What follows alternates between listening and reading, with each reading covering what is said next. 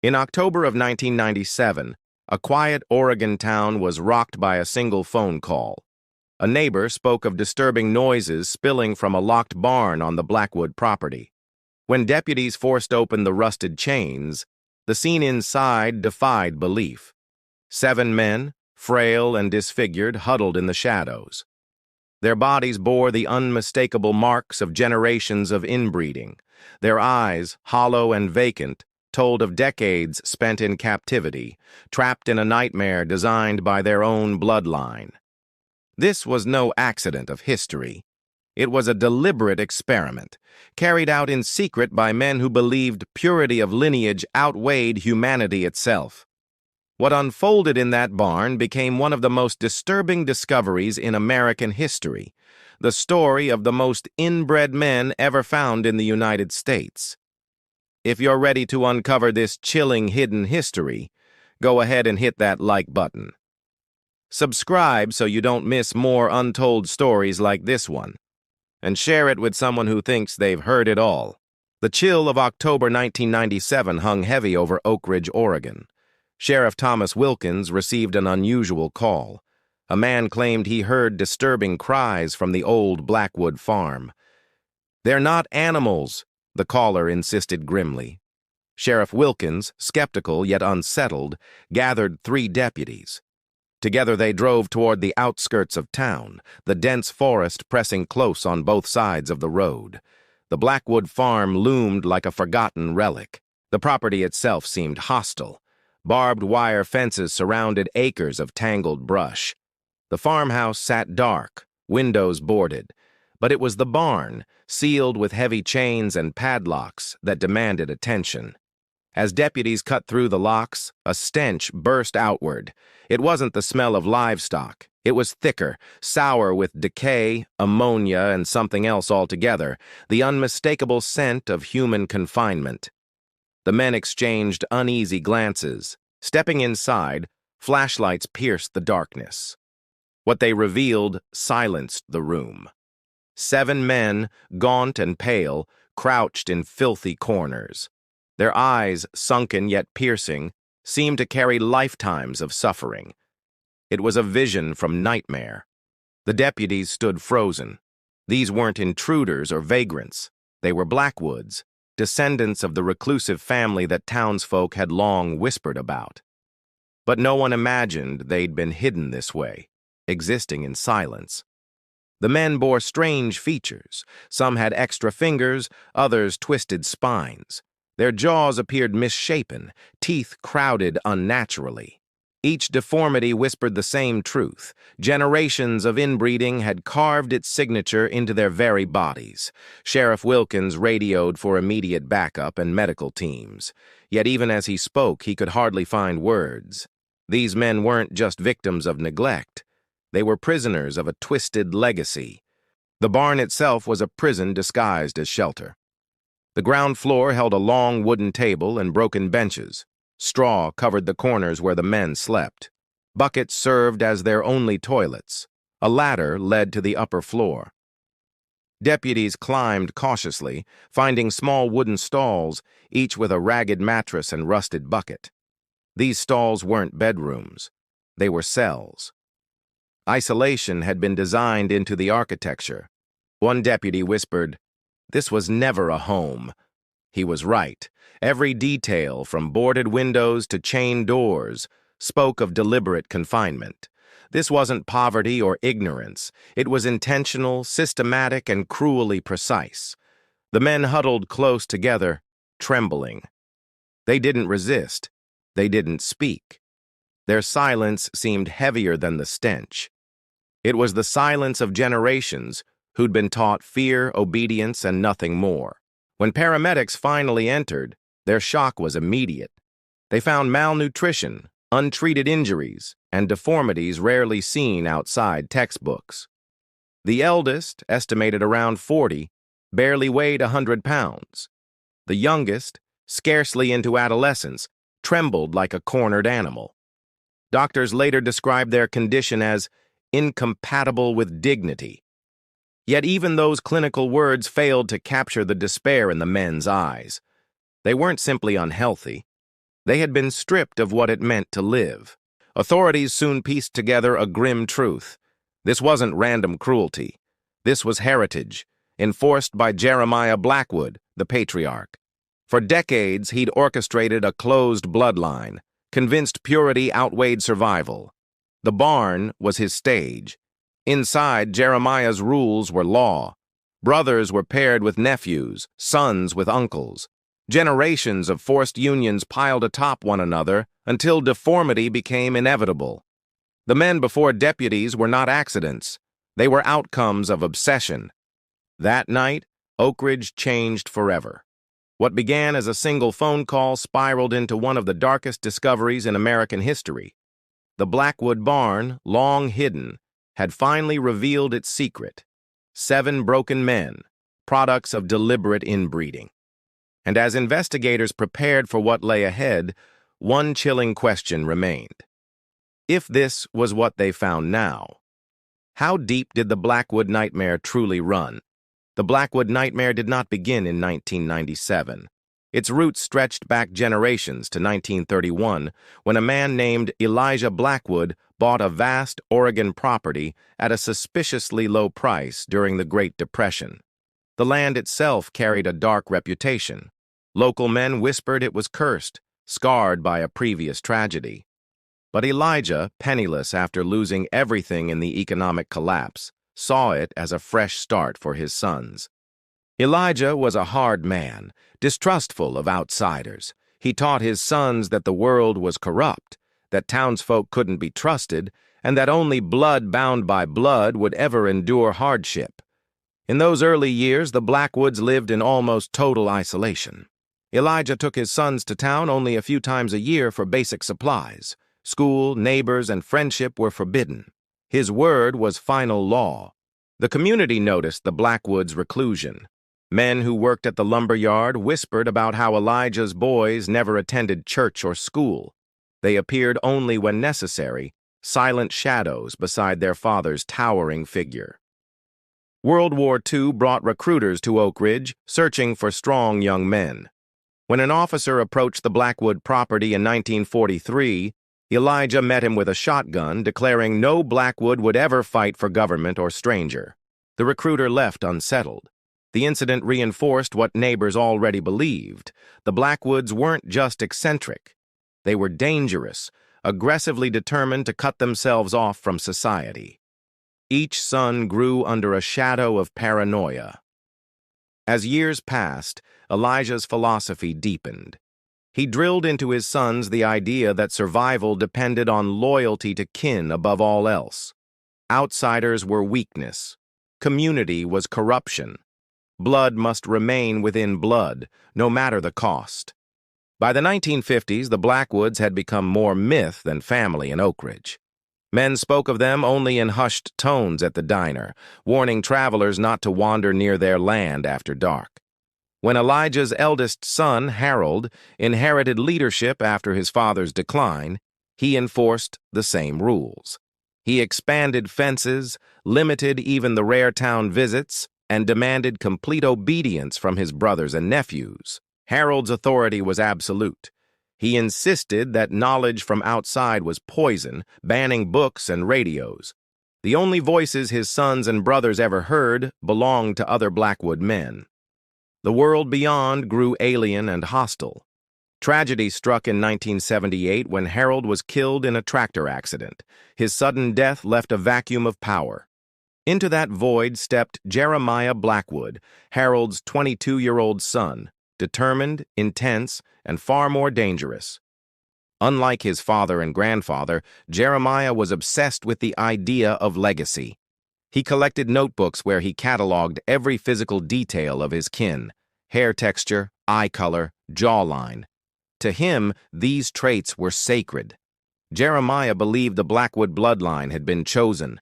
He preached that outside contact would corrupt them, weaken their strength, and ruin their destiny. His conviction wasn't just superstition, it was structured, planned, almost scientific in its method. He began speaking of experiments, of breeding strategies, of ensuring that the Blackwood bloodline remained untainted. For Jeremiah, kinship was not just family. It was raw material for his vision of purity and perfection. The men under his rule obeyed, some out of fear, others because they had never known any other life. For decades, Elijah's warnings had conditioned them. Jeremiah's words merely built a darker, more calculated prison. By the 1980s, the Blackwood property had become a fortress of secrecy. Neighbors noticed fewer trips into town. Barbed wire grew higher. The men of Oak Ridge wondered aloud, what exactly was happening behind those fences? None of them knew the truth, that Jeremiah had transformed his family's isolation into something far more sinister. The foundation of the Blackwood nightmare had been laid, and the barn, still silent, waited for its captives. When Harold Blackwood assumed control of the property after Elijah's decline, he cemented the family's isolation. What had once been eccentricity hardened into law. Harold ruled his brothers and sons with an iron fist. He expanded the fences, replaced rotting gates with barbed wire, and ordered his men to avoid town whenever possible. Even necessary trips for food or tools were kept brief, silent, and filled with suspicion. Neighbors rarely saw Harold's kin. When they did, the men were gaunt, unshaven, and silent.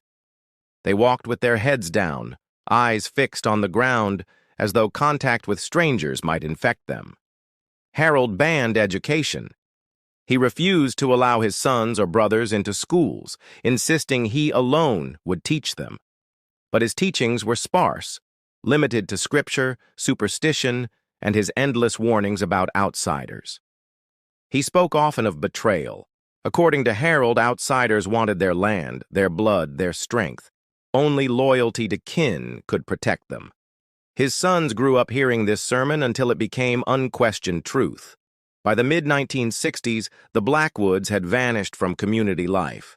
Men at the Oak Ridge Mill remarked they never saw Harold or his kin anymore. Rumors spread, but no one dared approach the property. Inside the farm, Harold's discipline turned harsh. Disobedience brought beatings. Even curiosity was punished. A nephew once asked about the town school.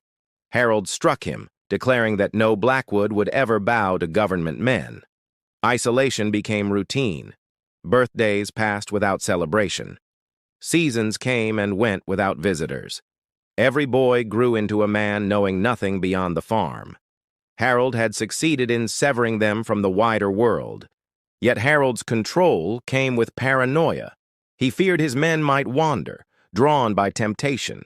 To prevent this, he began confining them more strictly, keeping younger boys close and older men occupied with endless labor. The farm itself decayed under this system. Fences leaned, barns sagged, tools rusted. Yet Harold insisted it was paradise. He claimed the Blackwoods were chosen men, superior to all others. Their suffering was proof of purity. When Harold died in 1978, crushed under his overturned tractor, the kin were stunned. For decades, his word had been law. Without him, silence and confusion spread across the farm like smoke. Into that silence stepped Jeremiah Blackwood. At 22, he was younger than most of his uncles, but he carried a fierce authority. He announced himself leader, declaring that Harold's mission must continue. Jeremiah, however, was not satisfied with isolation alone. Unlike Harold, he dreamed of refinement. He studied crude genetics texts scavenged from town and filled notebooks with diagrams of jaw lines, skulls, and body shapes of his kin. He insisted the Blackwood bloodline was sacred, a gift from destiny. Outsiders were corruption. His brothers listened, nodding, fearful yet convinced. Jeremiah's voice carried a dangerous certainty, sharper than Harold's threats had ever been. Soon Jeremiah began enforcing pairings among his brothers, nephews, and sons. He claimed it was the only way to preserve strength. The others, trapped by fear and loyalty, obeyed. Generations of confinement deepened into something darker. The barn, once a place for tools and storage, became a holding pen. Jeremiah reinforced it with chains, locks, and wooden partitions. He was building more than shelter. He was constructing a prison for blood. By the late 1980s, Oak Ridge men noticed the farm had gone silent. No one came into town anymore. The Blackwoods had disappeared behind fences and locked doors, swallowed entirely by Jeremiah's obsession with purity. What Harold began as withdrawal from society, Jeremiah turned into a system of control. The legacy of isolation now transformed into something far more sinister, a deliberate, calculated plan to breed within blood, no matter the consequences. Jeremiah Blackwood did not simply inherit the farm. He seized it. From the moment Harold's body was buried, Jeremiah declared himself patriarch. His tone carried no room for argument. His brothers obeyed. Unlike Harold, Jeremiah believed himself more than a farmer. He studied crude books on genetics and eugenics, purchased secretly during rare trips to town. He filled journals with sketches, charts, and observations about his kin. Each male relative became a specimen in Jeremiah's eyes. He measured jaw lines, cataloged hair texture, noted eye colors, and tracked deformities. He spoke not of family, but of breeding stock, destined to refine the bloodline. He announced to his kin that outsiders were contamination.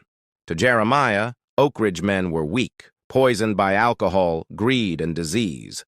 Only Blackwood men were pure, unbroken by compromise. It was their duty to remain untouched. Jeremiah's sermons grew louder, more fevered.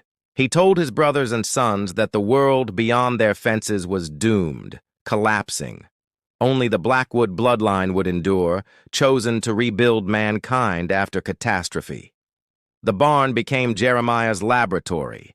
He ordered partitions built, locks tightened, chains fastened. Men were separated into stalls, each reduced to controlled contact. Jeremiah controlled their lives with a precision more chilling than Harold's rage. When boys reached adolescence, Jeremiah removed them from the farmhouse and placed them in the barn.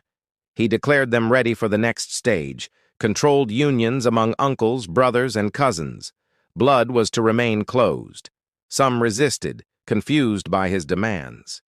Jeremiah responded with violence. He beat those who questioned him and locked them in darkness until obedience returned.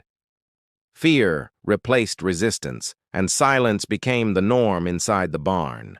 Pregnancies began. Jeremiah justified every birth as proof of purity, yet many ended in tragedy, stillbirths, deformities, or early death. Jeremiah ignored these outcomes, writing them down coldly as necessary sacrifices for the Blackwood destiny. The survivors carried visible scars. Some developed extra fingers, others showed warped skulls or twisted spines. Jeremiah, far from horrified, called these marks signs of refinement, proof the bloodline was concentrating its essence. His journals celebrated deformity. Outsiders remained suspicious. A few Oak Ridge men whispered that they never saw Jeremiah without a notebook, but none dared approach the property. The barbed fences and Jeremiah's shotgun kept prying eyes at bay. Inside, daily life became ritualized. Men woke before dawn, labored under strict orders, and returned to confinement. Every task, chopping wood, mending fences, tending fields, served Jeremiah's obsession. The barn was both workshop and prison. Psychological control ran deeper than chains. Jeremiah fed his kin a steady stream of lies. He told them the world was poisoned, plagued with disease. Only Blackwoods remained healthy. To leave was to die. He controlled knowledge ruthlessly. Radios, newspapers, and books were banned. The only words his kin ever heard came from his mouth. In time, even the strongest began to believe his apocalyptic visions of purity and destiny. By the 1990s, Jeremiah had become more prophet than patriarch. His journals contained elaborate plans, pairing specific brothers with nephews, uncles with sons. He recorded every birth, every deformity, every death, convinced his experiment was divine work. What began as Harold's isolation had grown into Jeremiah's calculated empire. He no longer hid from society. He actively created his own, brick by brick, rule by rule, sealed within the Blackwood bloodline. The barn stood as the symbol of his reign. Chains rattled at night. Muffled cries echoed through cracks. Yet Jeremiah never faltered. To him, each broken voice was proof of success, not suffering. By the time authorities arrived in 1997, Jeremiah's experiment had consumed generations. The men inside that barn were more than victims. They were evidence, living proof of how far obsession and isolation could twist humanity. Life inside the Blackwood barn was unlike anything recognizable as human existence. From dawn until nightfall, the men lived by Jeremiah's rigid rules. Every hour measured, every action monitored, every breath under watchful control. The air inside was heavy with rot, sweat, and smoke from a weak stove. Ventilation was almost non-existent. Light entered only through slits between warped boards. For many men, darkness was their entire world. The ground floor served as common space. A long table sat in the center, surrounded by broken benches. Meals were sparse: boiled roots, salted meat, stale bread. Nutrition barely kept the men alive. Sleeping arrangements were worse. On the second floor, stalls held straw mattresses and rusted buckets. Each stall locked from the outside. The men weren't roommates. They were inmates, caged in narrow wooden coffins of confinement. Their clothes were rags, threadbare and stained. No proper shoes. No coats against Oregon's brutal winters.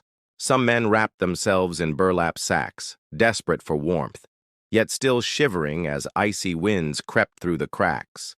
Hygiene was non-existent. Buckets overflowed with waste. Water for washing was scarce, often taken from stagnant barrels. Skin diseases spread unchecked. Men bore sores, rashes, and infections that no doctor would ever treat. Conversation was forbidden. Jeremiah demanded silence in the stalls. When voices did rise, punishments were swift. Whips cut across backs, fists slammed into jaws. Fear taught men to whisper only when absolutely necessary. Despite confinement, routines existed. At dawn, Jeremiah unlocked the stalls and forced his kin to labor. Some chopped wood, others repaired fences, others dragged water from a nearby creek. Every task reinforced their servitude. Even labor, though grueling, was a reprieve. For a few hours, the men stood outside, breathing fresh air, feeling sunlight. Yet freedom was illusion. By dusk, they returned to the barn, chains locking behind them. Night brought dread. Jeremiah often prowled the stalls, inspecting bodies, recording traits. Some men were selected for pairings, forced unions with cousins or uncles. Refusal was impossible. Compliance was survival. Pain was inevitable. Pregnancies, when they occurred, filled Jeremiah with pride. But tragedy was common.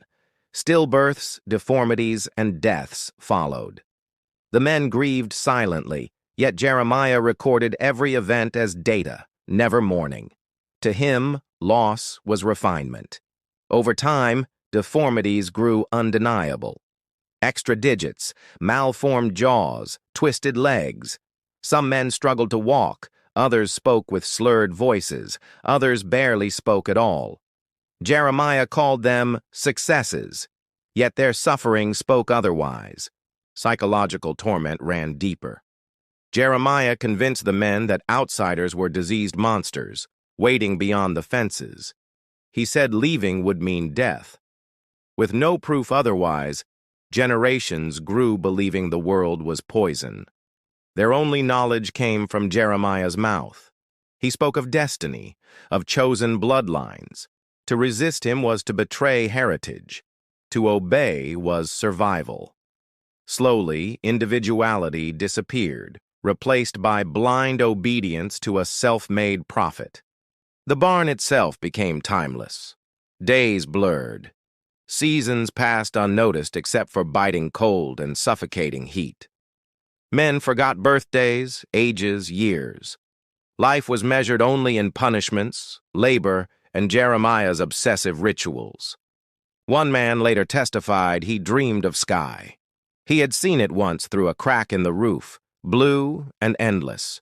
For years afterward, he lived for that memory of freedom, yet most accepted despair. With no outside knowledge, no comparisons, no escape, suffering became normal. They did not know life could be different. The barn was their universe, and Jeremiah their unshakable center. By 1997, the barn had consumed them entirely. It was not just a building, it was a machine of control, grinding men into shadows of themselves. Their silence was its anthem, their suffering its legacy. When deputies stormed the Blackwood barn in 1997, the sight stunned even hardened men. 7 males, gaunt and broken, crouched like shadows. Their bodies carried deformities so severe the rescuers struggled to comprehend what they witnessed. Paramedics rushed inside, gagging on the stench. They found ribs protruding, limbs twisted, skin marked with lesions. The youngest appeared barely adolescent, trembling.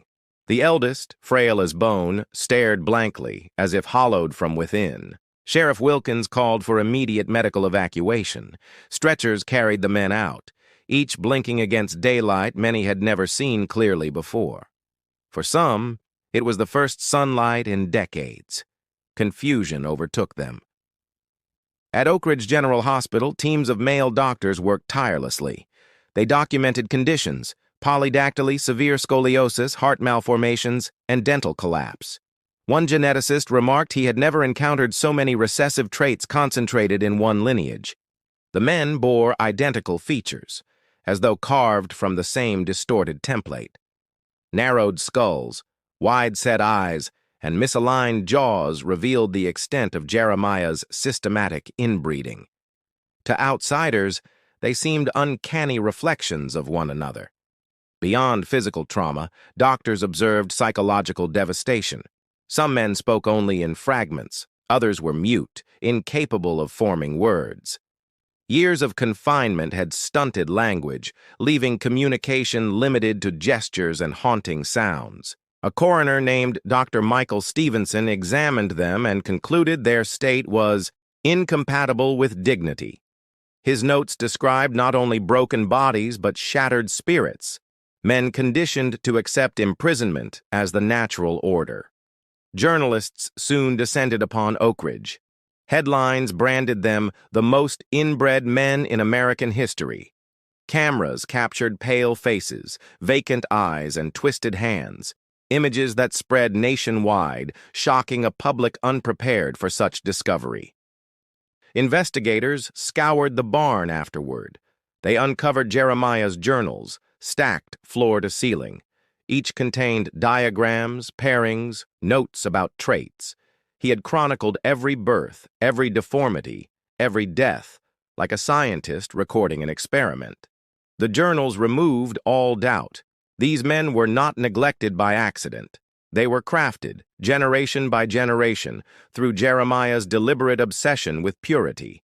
Each deformity was not a mistake to him, but a step forward. Medical experts debated the ethics of studying the survivors. Some urged caution, fearing exploitation. Others argued the genetic data could help understand the devastating effects of close consanguinity. For science, the case became a grim milestone. Meanwhile, the survivors remained under guard in the hospital. They recoiled from contact, fearful of male nurses and doctors alike. Simple objects, light switches, mirrors, televisions, overwhelmed them, symbols of a world they'd never known. One young man, shown a photograph of a city, broke into tears. He had believed Jeremiah's warnings of poisoned wastelands and diseased outsiders. The realization that a thriving world existed shattered decades of conditioning. Therapy sessions began, though progress was slow. Male psychologists reported deep mistrust. The men had been trained to see outsiders as enemies. Building trust required patience, gentleness, and an understanding of their lifelong indoctrination. Authorities prepared charges. Jeremiah and his brother Joseph were arrested at the farmhouse. Deputies described Jeremiah's calm demeanor as though convinced history would vindicate him. He claimed his work was misunderstood, not criminal. The community of Oak Ridge reacted with horror. Men gathered in the diner, speaking in disbelief. How had this nightmare thrived just miles away? How had no one intervened sooner? Guilt settled heavy on the town. National attention grew. Politicians demanded investigations. Scientists debated. Journalists probed. Yet at the center of it all were 7 broken men, slowly adjusting to life beyond chains, their very existence a testimony of cruelty unchecked. The rescue revealed more than victims. It exposed the consequences of unchecked isolation, the dangers of ideology carried to extremes, and the fragility of men when stripped of freedom. The Blackwood barn became a symbol of warning. The trial of Jeremiah and Joseph Blackwood began in 1998. Courtrooms across Oregon had hosted dark cases before, but none carried the weight of what emerged from that barn. The nation turned its eyes. Jeremiah entered the courtroom in chains, tall and gaunt with piercing eyes that betrayed neither fear nor shame. His brother Joseph followed, shoulders slumped, expression uneasy, as though crushed beneath years of complicity. Prosecutors presented Jeremiah as a tyrant. They described journals filled with diagrams, notes about forced unions, and chilling calculations of deformities. Every page proved deliberate control, not accident. Jeremiah had treated his kin as breeding stock. Joseph, meanwhile, was portrayed as subordinate. The defense claimed he obeyed Jeremiah under duress, conditioned since childhood to follow his older brother. Some experts testified Joseph himself displayed symptoms of psychological domination and trauma. Survivors of the barn were brought to court. 7 men sat in silence, their deformities visible even in clean clothing. Their presence alone shook the jury more than any testimony ever could. Doctors testified about malformations, heart defects, and cognitive impairments. They explained how repeated inbreeding had magnified recessive traits. The jury listened, stunned, as science revealed the biological toll of Jeremiah's obsession with purity. Sheriff Wilkins took the stand, describing the smell, the silence, and the sight of 7 broken men caged inside a rotting barn. His words painted images no one in the courtroom could forget. Jeremiah, when allowed to speak, showed no remorse. He called his work a mission. He claimed outsiders were corrupt, that his kin were chosen to endure, and that history would vindicate his vision. His coldness contrasted with Joseph's trembling voice. Joseph admitted his role, admitted his abuse, but wept as he described years of fear. "I thought obedience was survival," he muttered, staring at the floor. The jury sat stone-faced. Each revelation deepened the horror. The court became less about guilt and more about the unthinkable scale of cruelty hidden in a single family's isolation. Silence filled the chamber. Reporters outside scribbled furiously. Headlines spread, "Blackwood patriarch faces justice, barn of silence exposed." The world watched not just a trial, but the public unmasking of obsession masquerading as heritage. In September 1998, the verdict was read. Jeremiah was sentenced to 6 consecutive life terms without parole. The judge declared his crimes a calculated destruction of humanity within his own kin. Joseph received 45 years. His sentence was lighter due to evidence of coercion, yet many argued it was still too lenient. The public struggled to reconcile his remorse with his undeniable participation. As Jeremiah was led away, shackled, he raised his voice. "You will regret destroying purity," he shouted. His words echoed through the courtroom, chilling every man present. His conviction never wavered. Survivors were shielded from Jeremiah's outburst. They remained under state protection, receiving therapy. Their lives would never return to normal, but the trial marked the first step toward reclaiming identity from decades of captivity. The Blackwood trial became national spectacle. Documentaries, books, and televised specials dissected every detail. Yet at its heart remained one haunting truth. 7 men had survived what many called the darkest experiment in modern America. For Oak Ridge, the trial left a scar. Men in town admitted their failure to intervene sooner. Suspicion had lingered for decades, yet no one acted until a desperate call forced exposure. Justice had been served, but scars remained. In the survivors' bodies, in the town's conscience, and in the chilling reminder that obsession, when unchecked, can twist blood into chains stronger than steel. When Jeremiah and Joseph were locked away, the 7 surviving Blackwood men faced a different battle, learning how to live. Years of captivity had stripped them of language, trust, and the simplest social skills. Therapists described the process as starting from nothing. The men had to be taught to hold conversations, to use money, to recognize ordinary objects like telephones and books. Every small step forward felt monumental. One survivor later said his first memory of freedom was tasting fresh fruit. He had never eaten an apple before. The sweetness overwhelmed him. For years afterward, he spoke of it constantly. Some progress was swift. Younger survivors adapted faster, picking up language and daily routines. Older men struggled more deeply, haunted by decades of confinement. For them, freedom felt as foreign as captivity once had. The state provided housing and care. Male counselors, teachers, and doctors surrounded them with patience. Yet trust came slowly. Each time a door locked, even for safety, some survivors panicked, fearing a return to the barn. Society was overwhelming. Crowds, noise, traffic, flashing lights, all terrified men who had known only silence. One survivor fainted the first time he saw a highway, convinced it was some unnatural force. Yet there were victories. Over time, one of the older survivors wrote a memoir titled Born in Darkness. His words revealed Jeremiah's lies, exposing the indoctrination that convinced men the outside world was poison. The book became a national bestseller. Later, it inspired a documentary that forced Americans to confront the dangers of unchecked isolation. Viewers wept as they saw the scars on the survivors' faces and heard their voices. Advocates pushed for reform.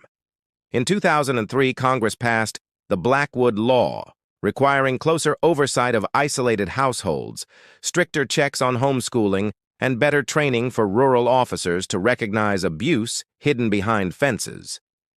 The case also changed science. Geneticists studied the men's conditions, documenting severe effects of consanguinity across multiple generations. Their data became a cornerstone for understanding risks of inbreeding, a grim contribution born from suffering. For Oak Ridge, the legacy was heavier. Men at the diner still whispered about their failure to intervene. They had seen fences rise, trips to town vanish, yet dismissed the danger until too late.